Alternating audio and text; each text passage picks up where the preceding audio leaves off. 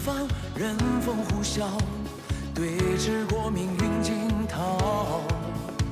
时间考验纷扰，我自横刀，和明天肝胆相照。是燃灯就必见星辰，是地狱就落地生根。数越过几千卷，不如人生里浮沉。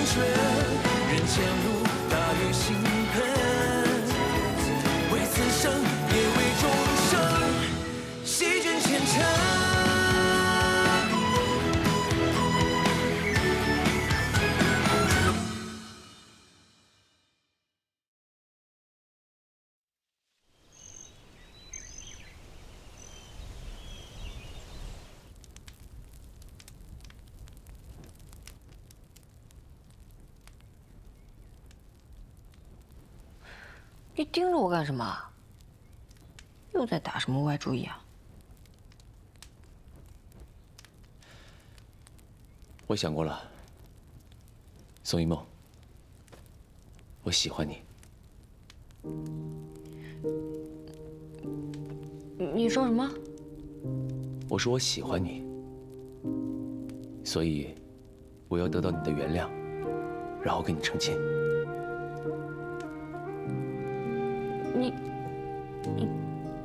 你疯了吧你？你想的还挺美的，你咋不上天呢你？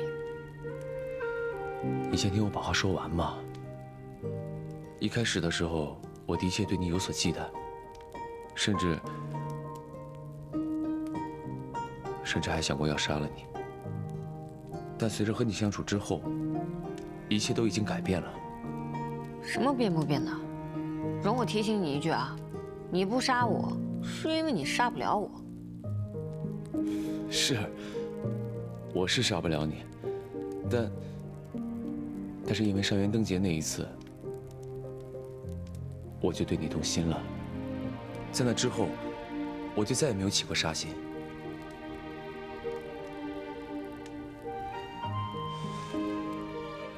欺骗你的这段日子里，我也惶恐不安，但有些事。 我也疑惑不解，为何我是南横的时候，你就避之不及，提防、谄媚、虚以为意；当我戴上林世热面具的时候，你就真心相待，一片赤诚。无论哪个我对你都是真心的，可为何真正的宋一梦，只出现在林16的面前？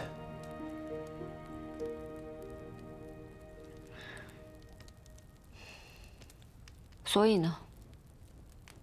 这就是你欺骗我的理由吗？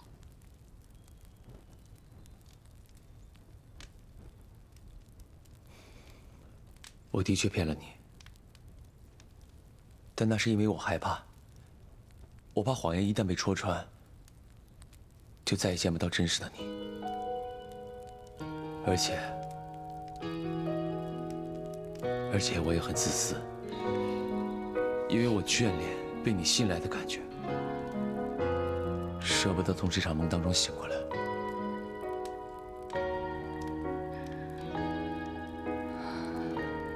可是，梦总有一天会醒的，谎言也总有一天会被拆穿的。没错。所以现在我想坦坦荡荡告诉你，真正的南横，不是别人口中的杀神邪祟，也不是潇洒快意的江湖英雄，他只是一个懦弱、自私的男人。这样的一个我，可以来娶你吗？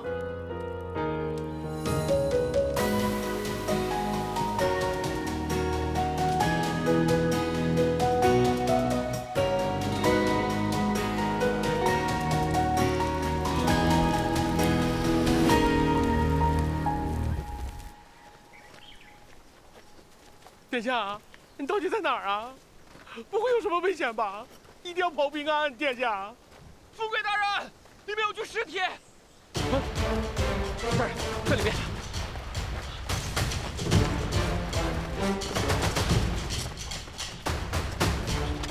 宋姑娘的披风。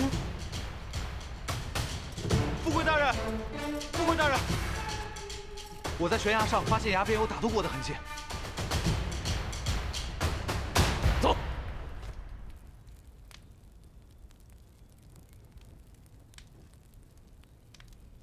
对不起，我不能答应你。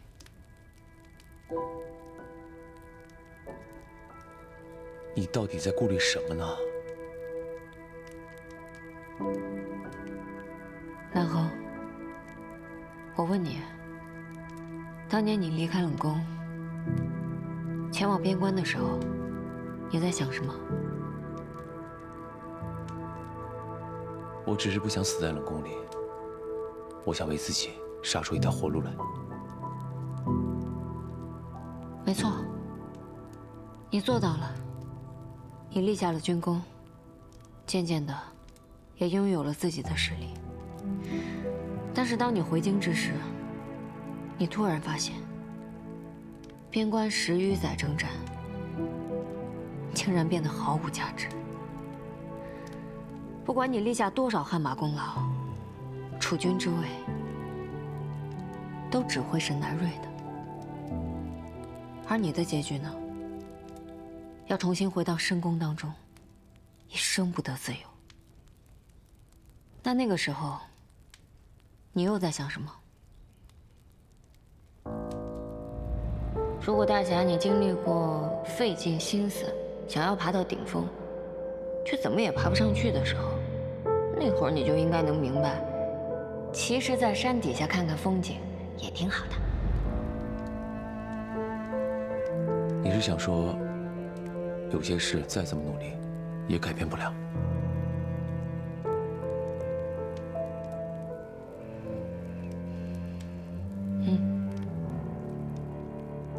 但我不信，我的命凭什么握在别人手上？我想要的东西，我就一定会靠自己的努力得到。可是当你得偿所愿的那一天，便是我们宋家悲剧来临的时候。我小的时候发生过一场非常严重的火灾，而我的父母就是因为救我，永远的离开了那个世界。所以，我绝对不会让这样的悲剧再发生一次。什么叫父母离开？宋大人不是好好的吗？我听不懂你在说什么。没什么，你是不会明白的。南恒，我们之间就注定不会有好的结局。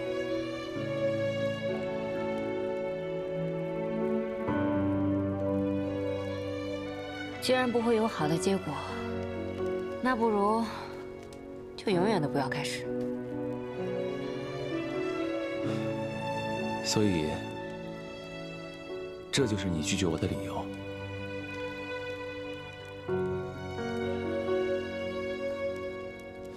但是宋一梦，你努力过吗？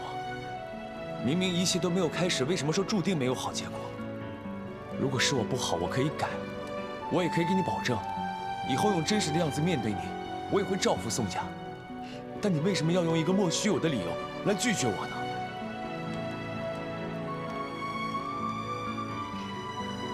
殿下不用明白，这个世界本来就是一个巨大的画本子，而我只是一个普通人。我只想保护好我的家人，让他们都好好的活着。我唯一能主宰的，就只有我的心。所以，殿下，你眼前的这个宋一梦，永远不会，也不能爱上你。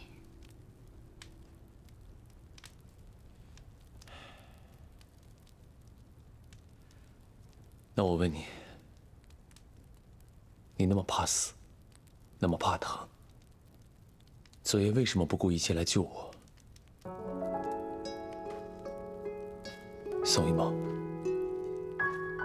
你真的主宰得了你的心吗？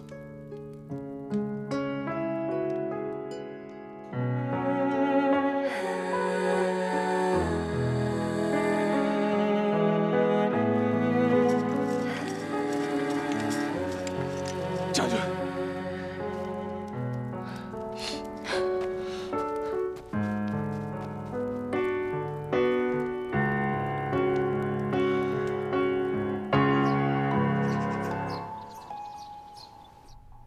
你昨夜竟然瞒着为父，偷偷溜走了，啊？刺杀坠崖，短短一夜发生这么多事儿。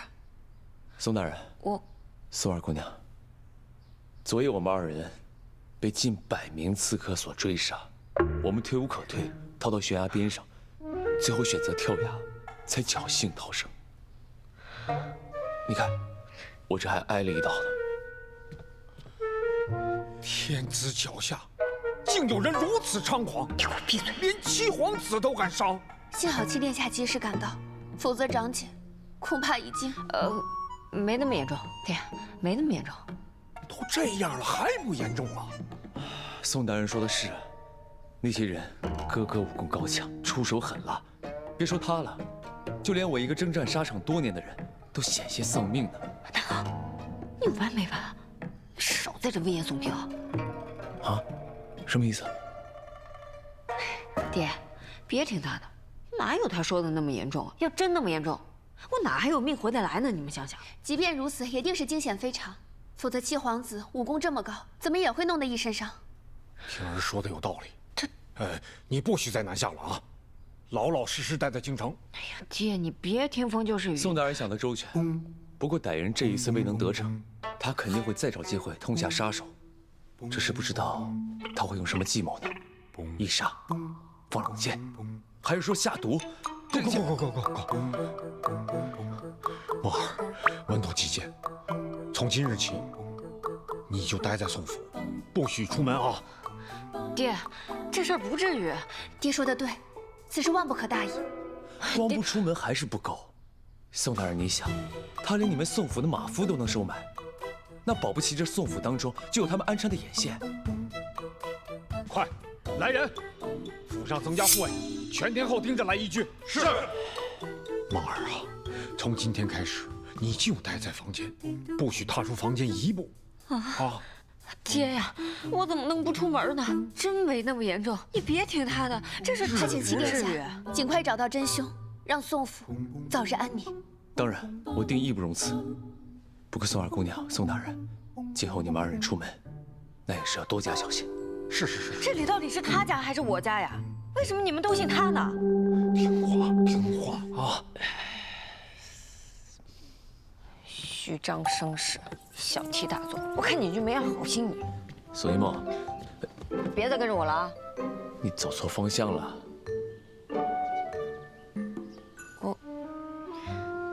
你别以为我不知道你在我家人面前说那些话什么目的。你困得了我一时，但你困不了我一辈子。我不是都为了你好吗？这仇人尚未浮出水面，绝对不能掉以轻心。仇人？哪里来的仇人？那就是剧本里面必发生的名场面而已。那再说了，我这个人除了你，哪儿还有什么仇人？你起开！殿下，宋一梦，殿下，出大事了！出大事了！什么事儿啊？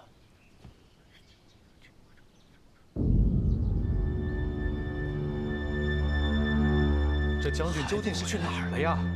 是啊，这相爷出了这么大的事儿，将军竟然不在府上，你说这……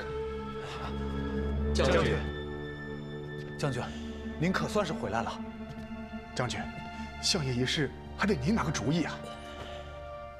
严仪，此事刑部如何论断？将军，昨夜高相的尸体第一时间被楚大人送回了京兆府。今日一早，楚大人进宫面圣了，这期间刑部根本没有机会插手此事啊。姚谦，我不是让你时刻盯着千羽君的动向吗？为何还让楚归鸿抢了先？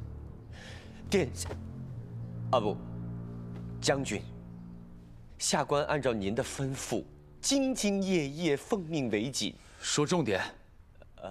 然，令人始料未及的是，昨夜楚将军带荣华突然前去相送高相，二人分别之时突发状况，一行数人命丧黄泉呀！让你说重点，你聋了？下官听闻风声之时，已失先机，案子旁落京兆尹之手，下官当机立断回府禀报。可是将军那时不明去向，正所谓战时帐中失主帅。行了，你现在去找高家的人，让他们去趟京兆府，以家属的身份把高相的尸体要出来。是。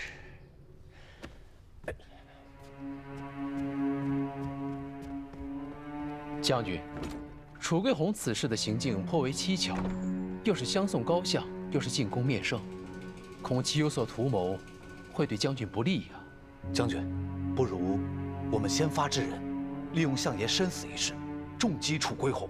是啊，将军，既然楚将军昨夜见过相爷，不如借助此事，状告他见死不救，故意放任那些宵小之辈在天子脚下暗杀朝中重臣呐。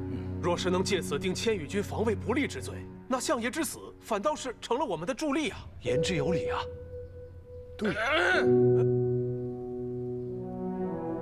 将军，高相之死已成定局，还请将军节哀。可眼下，如何稳住高相苦心经营的朝中局面才是重中之重。无论如何，你还有我们这些门生。是啊，是啊，是啊。行了，此事我自有论断，你们都下去吧。是。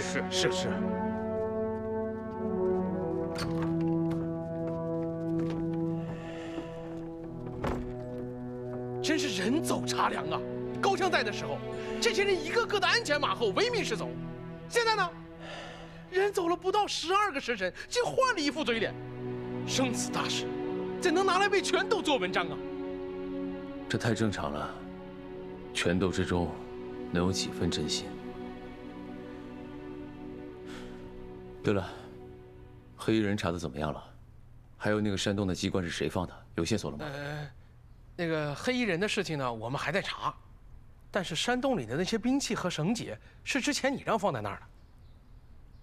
我让放的啊？什么叫我让放的？我也是刚知道。2年前残江月险些暴露，你就用黎十六的身份命令阿龙和阿虎将藏匿在馆中的这些兵器转移。当时他俩都不知道你的身份，阿龙呢就在虎阳岭找到了这个山洞，就把东西放这儿。阿虎呢就学着玄甲军的手法，用绳结做了些机关，为了掩人耳目，日后如果暴露的话，就推到你身上。为什么推我身上啊？谁叫你的外号叫杀神呢？所以我是杀神，我就活该是吧？行了，黑衣人的事你也别查了。啊？你现在立刻去趟京兆府，给楚归鸿施压，让他把上官和他们给放了。是。不让我查刺客，满脑子只有那个上官飞，偏心。你是说，老七杀了高长颖？是。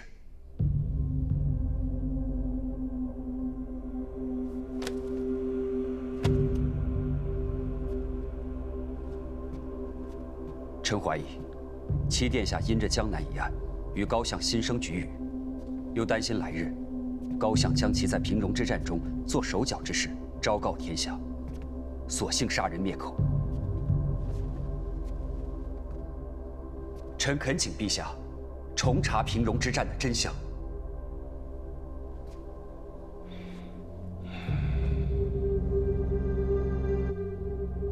兹事体大，仅凭高长颖一句遗言，无法定性。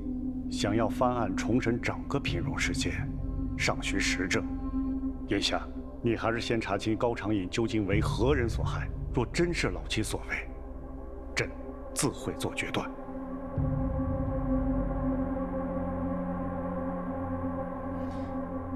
这2桩案子，臣都会追查到底。待找到平荣之战的有力证据，臣定要为父王还有千羽军证明。届时，陛下也可借此机会，彻底拔除南横在朝中的势力。15、20！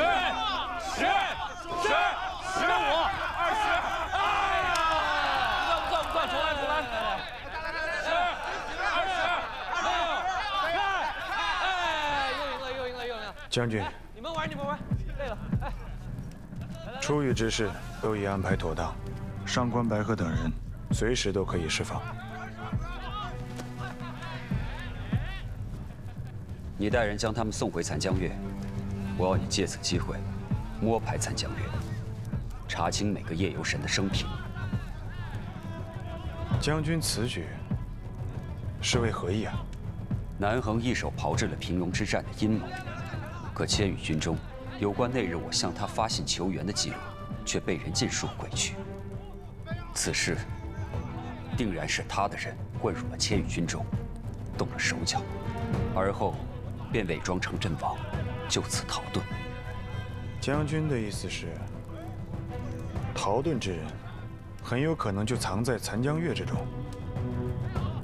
若不是混在这群来历不明的夜游神里，还会在哪儿呢？哎，来人了，兄弟们！哟，这不是楚大人吗？怎么亲自来看我们了？南横用60鞭刑换残江月过了明路，你们可以走了。快请吧。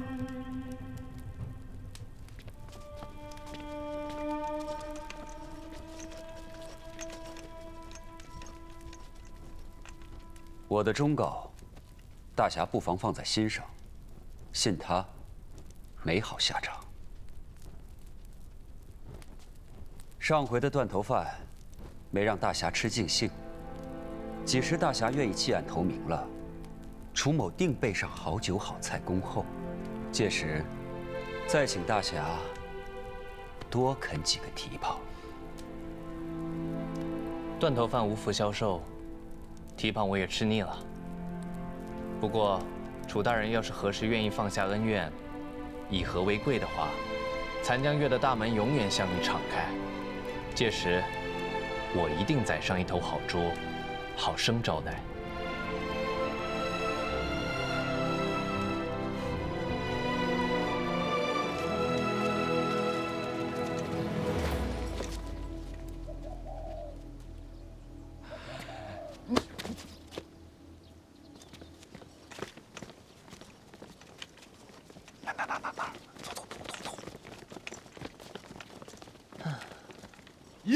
过来！哎，等！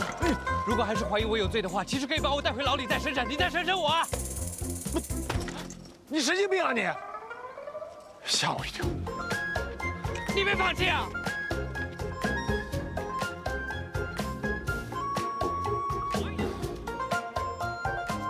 不要让本姑娘再说第3次。过来！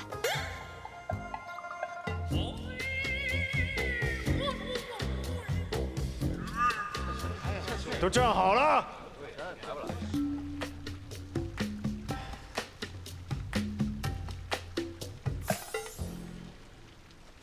就从你先开始。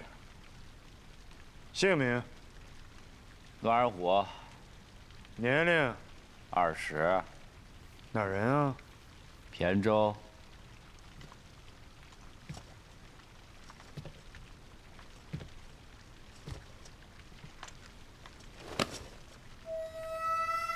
你最好配合点。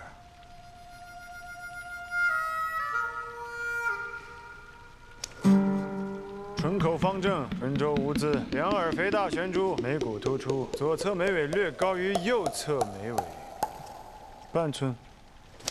有完没完了？我们一个会馆总共就这么点人，你又是登记造册，又是询问出身的，送我们回来就是查户籍的是吗？释放囚犯，总是要谨慎一点。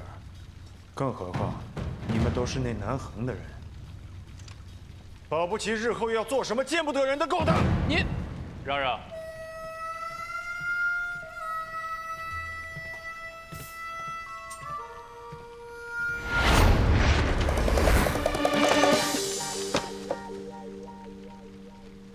什么东西？你的法子过时，这个 Excel 表，大嫂教的。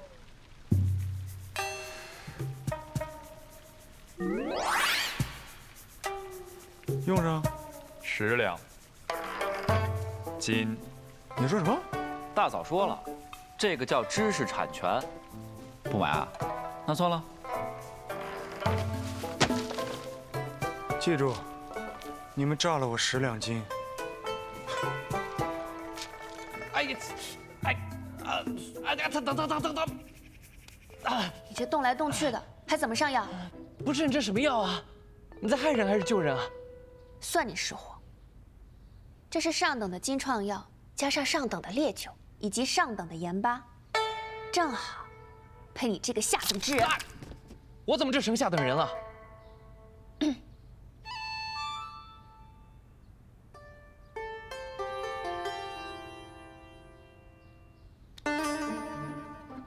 下流，下贱。哎，知道了，知道了。不过，宋二姑娘，我很开心你来接我出狱。不过你我毕竟男女有别，倒不用这么热情吧。对于白鹤大侠这种毫无担当、出尔反尔的男子，有必要盯紧一点。等会儿跟我去见我的父母。见父母？紫金阁中毁我名声一事因你而起。 你跟南横也是时候给我个交代了。宋家上下很想听你亲口解释一二。几番纠葛，你是真的在戏耍我，还是有意要同我成婚？成婚？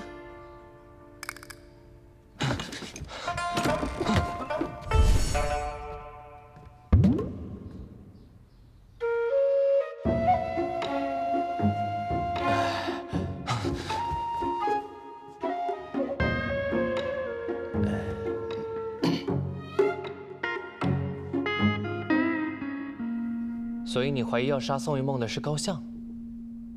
可是高相不是昨夜已经死了吗？难道他没死？你才反应过来啊？啊，也是啊。这整个京城之中，愿意花这么大力气去杀宋一梦的人，也只有高相了。现在因江南一案，他认定了宋一梦使你坠入爱河，无心征除，想要除之而后快，所以。 若是昨夜他一面对宋一梦下手，一面做局假死，那么一切种种就说得通了。所以高相的势力远比我们想的要强大。不仅养了一批死士，就连玄甲军中也有他安插的人，帮他假死脱身。此事得查，至少得查清楚这高长影还有多少不为人知的势力。若是任由事态发展的话，只怕有朝一日他要倾覆皇权都大有可能。 玄甲军那面，我已经安排副过去查了。不过想要找到高相，还得动用夜游神。可是玄甲军中有他的人，容易打草惊蛇。这样吧，我安排阿龙、阿虎去调查。那你呢？我？这活儿不太适合我吧？你看我这身体不太好，风一吹就倒，很难在调查时不拖你后腿啊。万一耽误了。 那不是毁了大当家的大计吗？说的也对啊。是啊。所以，我安排你做另外一件事。啊？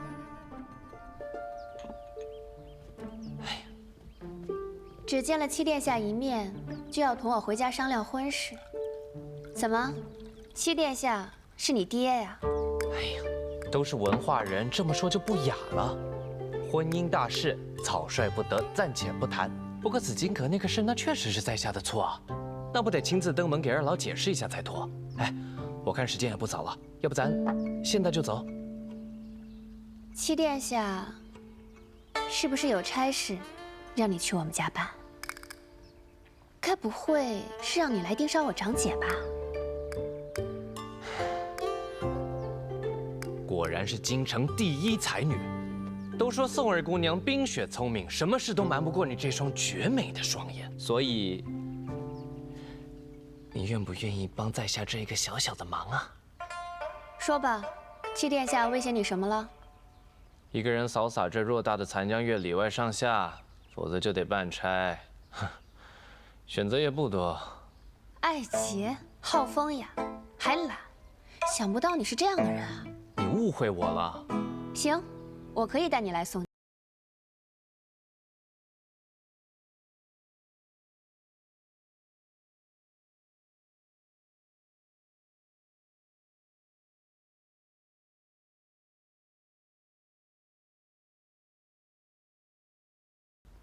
这么丰厚的报酬，那我要付出什么呢？我若叫你随叫随到，随叫随到。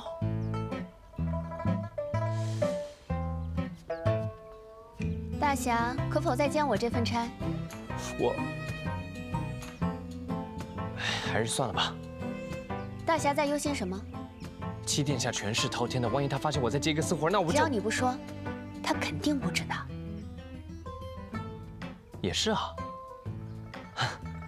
我还需要做些什么？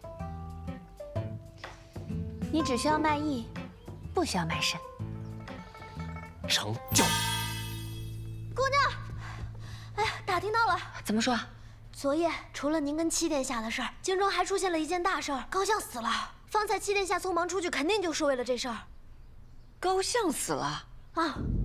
高长颖怎么会死呢？原剧本当中，活到最后和南横共享天下权柄的大反派，这么轻易就死了？你听谁说的？消息可不可靠？千真万确，老爷身边那个胡大告诉我的。他说老爷匆忙去了趟刑部，出来之后脸色就大变了。哎，爹，爹，高相真的死了？梦儿，最近若七殿下来找你，你千万不可见他。为什么？虽说京兆府跟玄甲军都在压着消息，但京里有不少流言传出，说是七殿下杀了高相。真是荒谬！昨天晚上南横一直跟我在一起呢，他哪有时间杀人啊？高相的死因是猛火油跟雷火弹，押送高相的囚车被涂满了猛火油，途中被雷火弹引爆，一行10几人瞬间被炸成了焦尸啊！猛火油，怎么听起来这么耳熟呢？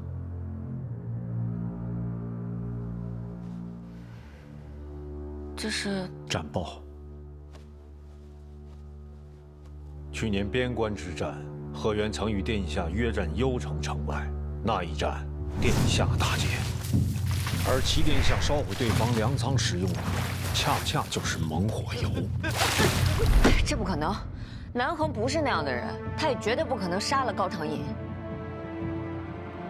梦儿，如今高相一死，朝中各方势力定会借此大做文章。若最后真的证实是七殿下杀了高相，只怕大清要变天了。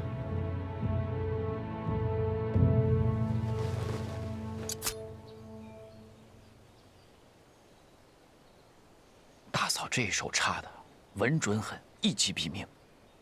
看出什么猫腻了？骨头连续断折，续诫，肌肉有力。此人应该是个被人蓄意幻有的死士。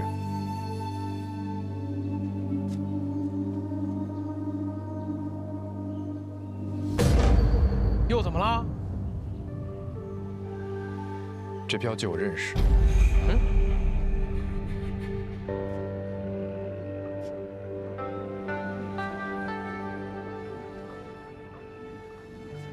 将军，这是所有夜游神的信息，并没有发现和咱们千羽军有关联的人。生平背景也可能是伪造的。你带几个人去这群人的家乡再摸排一下。是。表哥，看姑给你带什么好东西了？这是母后生前。哎呀，哎呀，哎，喂，这样，怎么弄成这样了？这，来，哎呀，可惜了。哎。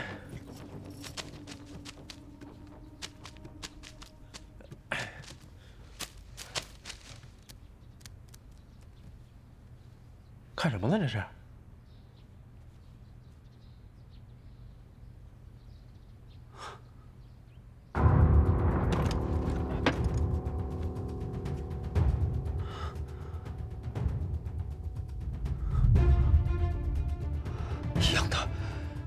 一样的布料，一样呗。表哥，这不过就是一块普通的布料，干嘛反应这么大呀？这是千羽军在边关时的冬衣布料，它的主人可能是千羽军中的故人。啊？你这会不会是想多了？这近几年，京中和边关的贸易往来有很多，这一样的衣物，京城之中也是买得到的呀。这是一件军中服饰的衣料，边关寒凉，作战时衣衫又常有磨损，父亲便专门选了当地的一种粗麻，制造千羽军的冬衣。你的意思是说，就这衣服拿钱也买不着？殿下，那筐红菊是在何处买的？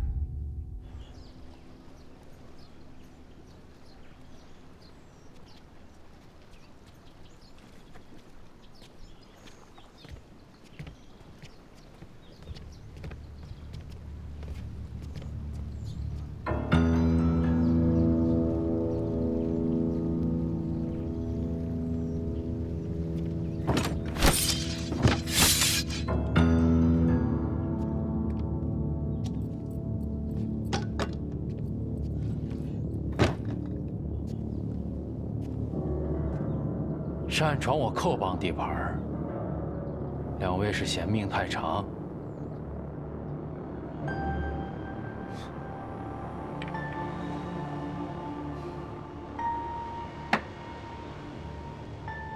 你们到底是什么人？生意人，眼下有个大生意，接不接？哦。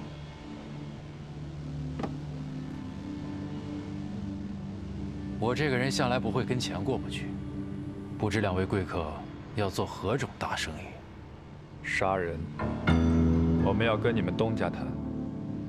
想见我们东家，这点诚意，差点意思。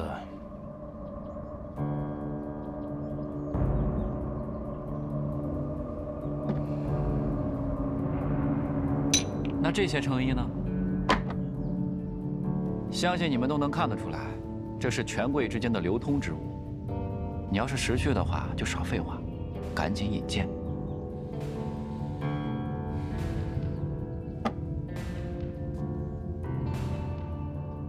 今夜子时，郊外江松林，我带东家过来见你。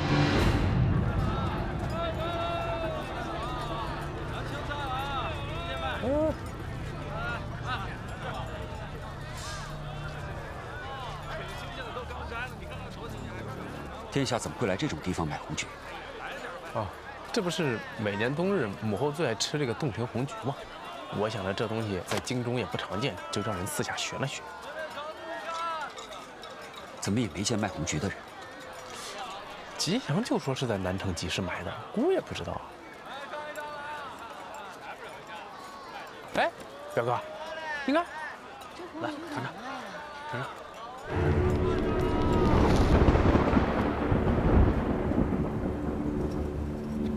陆毅，邦东南400里就是玄甲军驻守的幽城，务必将信送到，明白吗？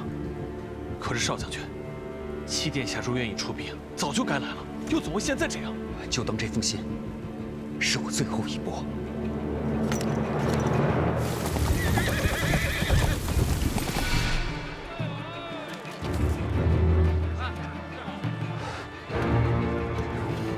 哎，表哥，你干嘛呢？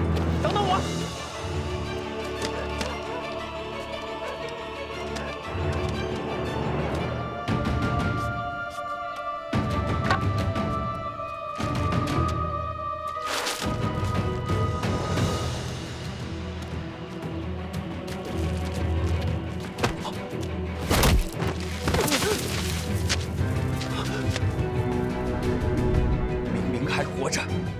何不来找我？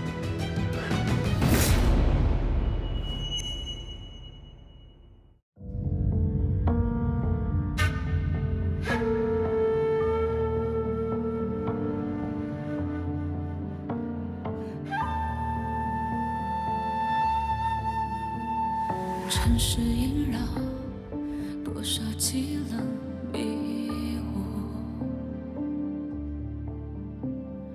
你我宿命交错纠缠成熟，听风在耳畔倾诉黑夜的企图，眼眸手语乱日出，何时有归途？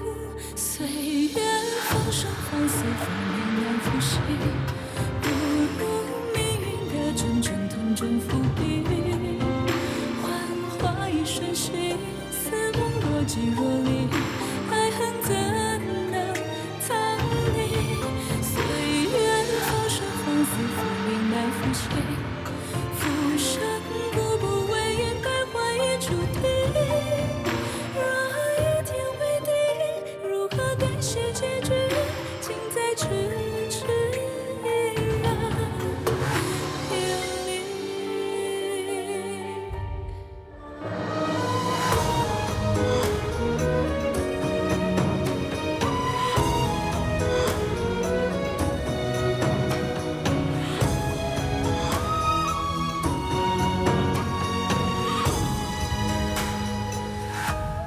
岁月放生放肆，风鸣难复习，不如命运的阵阵痛针伏笔。